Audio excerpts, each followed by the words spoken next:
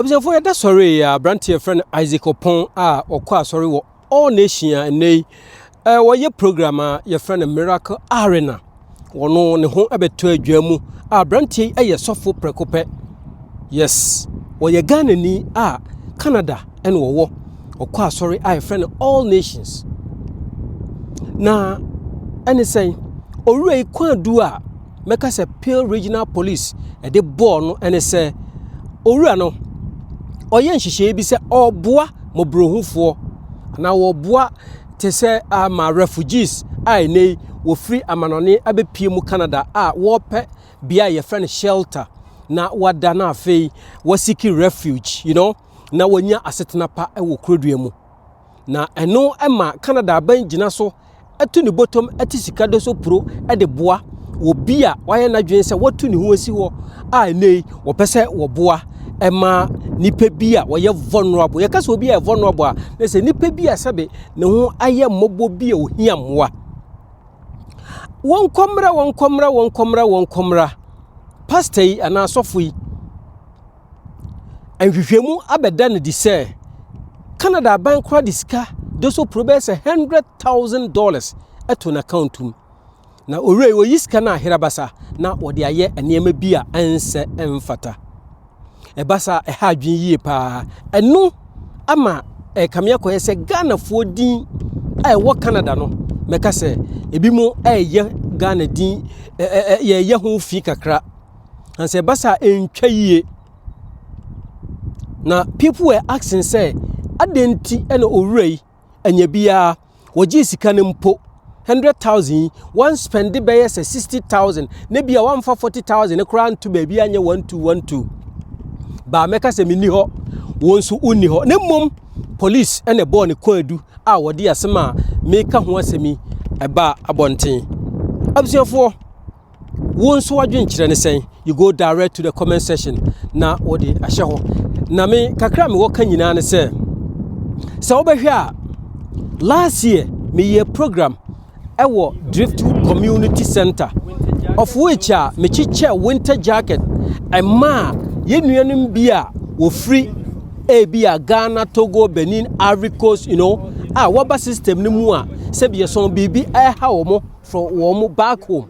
ne wo be seek asylum wo Canada saafo no ye nipa bia omu hia mmoa saafo no aye nipa bia bia na baby o free ba ye no kamia koye se wo si ne fie wo na japade wato ne car chese ono ati ne fie wo na dwuma bi ye ne mom situation ena di nipa na ba ye and this title the bia meka se nipa na oye pastor those days ani esusu ye kase obi ye sofo even asem bakura na ye kase fakoto sofo we yenim fakoto sofo we yenim no onko pachew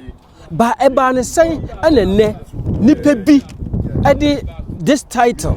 your friend pastor animu for very very bad, very very bad. Enti Isaac Opon bonia waye nyina ne se wo mu hia moa wo mu obekọ downtown na shelter bi mu de dabontin basa nipa bia awose nkonye ba bi da nipa bia nka me amfanye typical example say yenuanam Ghana fo yi wo mu eba ye obesiki asalami enka safo ni nyina no omu chefa ewom bi yes safo ni nyina chefa ewom bi enti ebasa meka se antwa yie aha adwen yie pa na abrofo etoda omu to mbo ase you can run you cannot hide omu ye ne kakra so ye den I say chaskela bato no that's a boa ebetom ene nei owura ye frɛ no Isaac Opon ne to abede di mpanimfo aso ne mu word koro no to me meka say ye tanishi Ghana image ewa manone enye good kura and the word pastor asofo and asofo dina etare ho no those days na sofo bi ye sofo but ene kamia koye say nipa boni ni ya me hu ni papa even though ye wasofo titu me metimi abiti me chance me nim kura no sofo anochi manu apostle continuation he's one of the best now mum yanko na yanko ginchire mu emra ye nua be ma Isaac Opon e de na siye Anytime we see someone that's a person in a position of authority that's abusing that authority in order to make financial gains or influence people's decisions, we take that very seriously. And that's why we're putting out Opong's name, that we're saying that he was a pastor, that we're saying that he has affiliation to a church in Vaughan. In the case of Project Great One, it's a former Vaughan pastor from Christian Church Miracle Arena for All Nations who's among more than a dozen people charged in connection with an alleged fraud ring. They were targeting the homelessness prevention program, and this is a program that is designed in order to support people that are experiencing or close to experiencing homelessness within the region. Through the investigation, the Financial Crimes Unit of York Regional Police identified a pastor here as being a principal suspect in the scheme. They say he recruited others to participate in the fraud. Global News interviewed Isaac Opong in July 2023 about Miracle Arena's efforts to provide shelter for refugees and asylum seekers. They came here with the mentality, with the expectation of, the land of the free, land of opportunity. So they've come here with that in mind. But unfortunately, some of them had a shocking experience. Charges against Opong and the others were laid starting back in December. But he continues even this week to post to his many online followers. Police say the accused submitted fraudulent claims to the homeless prevention program to the tune of nearly $100,000. It's money that's in a program to support people that are vulnerable within our community, and unfortunately this is money that we're still working to get back. Miracle Arena tells Global News it became aware in June of concerns relating to Opong's conduct in connection with separate legal matters and removed him from ministerial duties. Months later, it was advised by law enforcement of this investigation, and the church says the alleged conduct was undertaken without its knowledge or involvement. We've helped about over 210 people. Police say Opong used his position as pastor to influence others, and they believe there may be additional victims. Karen Lieberman, Global News. Isaac Opong is a Ghanaian pastor based in Ontario, Canada. He ran Miracle Arena for All Nations. He was known. I was yana eno ene abrantie your friend Isaac Opong ono ne de e na ye twegu no. Of course, what could you detail no aba na chese kakra e free ho eba eno kwadu a omodebo owura no eno na so mo ye nhwemu na eja kakra sa ebedu mpempenso a adri now yen to story ne so won komra da sorry a Emmanuel Yeboah owura nso aye Ghana ni abrante a Canada Berry ena wo wono nso enu aye da sorry a wono nso kwadu a mpanimfo e de abono na police de abono nyina ne se owura yi se bi eson wone ababaawa a wadi mfinhie du miensa ana sebe eniema basa bi apie omo ntem a owura che se ne ka mu kura na ode ababaawa no tena ye o ena meto mobile phone amount meto fan yogurt meto fan milk because akwara ni sua according to story I babo ntinu no enti Emmanuel Yeboah a wadi mfinhie aduasa anwotwe 38 na minni ho. I'm here to testify. Say na minni ho. Abra asem ne siye. Ba report na eba ye ne che say Emmanuel Yeboah yi e che say obekira baba woi pie no bo. And odi take advantage. Enei eniema ensem fata apie abonten a e kam yakoye say owura yi e kwa akoda afi ase. Afi ene bosumi nsia wo wi a omo de no go back to Ghana. Well, I was say asofofo efa eniema bi mu in life. But then eniema bi won so esi a aya na odwen ho a wonti ase. The name, the title I friend sofo no. Eno keke no center around baby. I make say Ghana, like we respect pastors. You respect asofofo pa. Na fe eba ne sen ena akopie mu se ene obi oso oye sofo ne bia all use ni ti ayusu obi na wade take advantage. And so we age no kura na 38 owura no meka Emmanuel Yeboah no ono wo 38 ena ababaawa no ewo emfie du miensa o hwe gaba edam finfin and minim well Asem bu a wotia na abo pusa kakra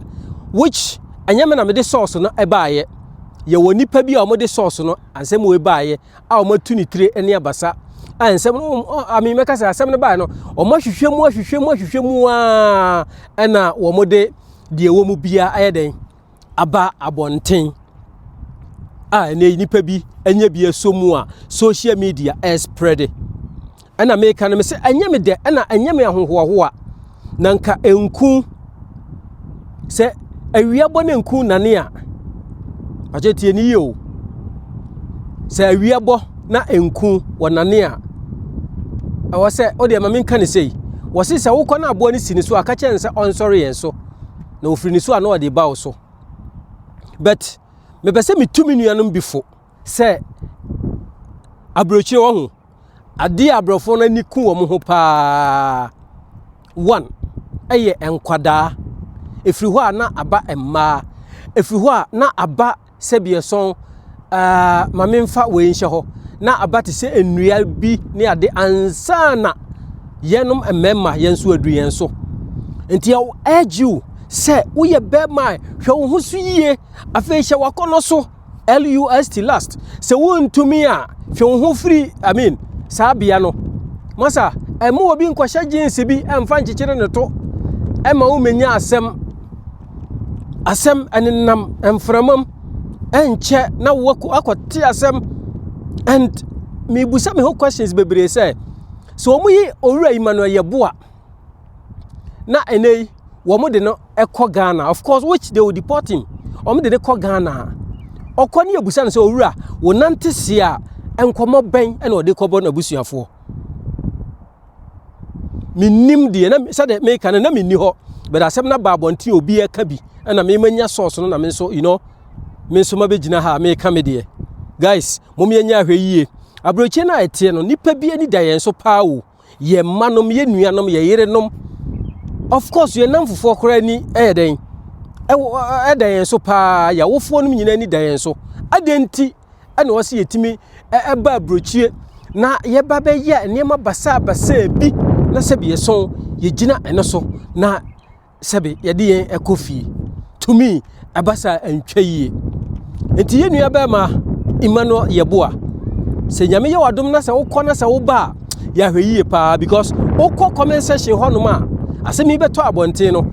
TikTok, YouTube, Facebook obi e kan de obi che se sentence no 1 year 6 months no kura eso a obi be ka se kwadwo aya asem ba udwa wanum dodo me ba chew anya me ana me ka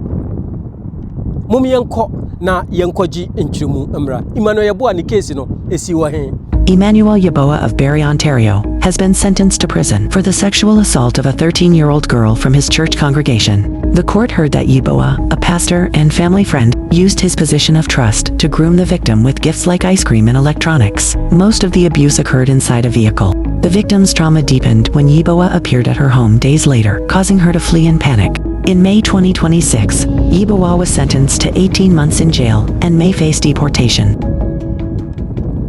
Emmanuel Yeboah of Barrie, Ontario, has been sentenced to prison for the sexual assault of a 13-year-old girl from his church congregation. Okay, say wakwaji nchiremu aba na kakra ewo ho enso eno no ye nua be ma Emmanuel Yeboah a ono nso eye pastor a wo Barrie, Toronto, Canada wono nso ne ho nsema aba abeto abonten eno no enti asofofo mienu a wo free Ghana nei sebie son womo ade Ghana nim aye fom kra ewo abrochire omanya ye friend Toronto, Canada enti ye gina kwanya so na ye nuanom asofo a nei waka womo awa system no mu no womo ama womo ni enda ho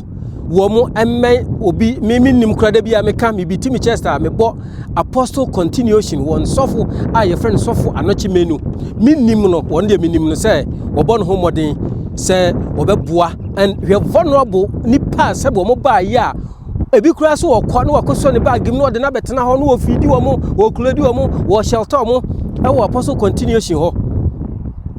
nipa we ne friend sofo nipa we ne friend pastor abusuafo momiema yeni enda hɔ na yenye ahweyie